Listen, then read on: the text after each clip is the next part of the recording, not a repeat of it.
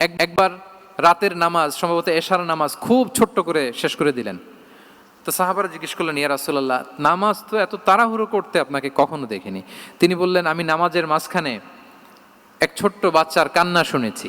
আনাস রাদিয়াল্লাহু বর্ণনা করেন যে কানা রাসূলুল্লাহ সাল্লাল্লাহু আলাইহি ওয়াসাল্লাম ইয়াসমাউ বুকা আস-সাবিয়্যি মা উম্মি।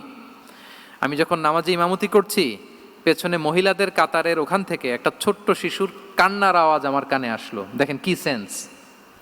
তো আমার মনে হচ্ছিল বাচ্চার কান্নায় পেছনের কাতারে মায়ের বড্ড কষ্ট হচ্ছে, যেই মাটা বাচ্চাটাকে নিয়ে এসছে উইমেন প্রেয়ার হলে, তাকে বাচ্চাটাকে ম্যানেজ করতে বা সামলাতে মায়ের বড্ড কষ্ট হয়ে যাচ্ছে আমার মনে হচ্ছে।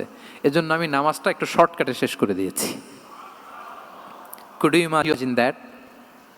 কি নবী আমরা পেয়েছি, কিরকম কনসিডারেট ছিলেন, কতটা সুবিবেচক ছিলেন, অন্যের প্রতি কতটা সহানুভূতিশীল ছিলেন তিনি, অন্যের যাতে কোনো সমস্যা না হয় এটা খেয়াল করতেন।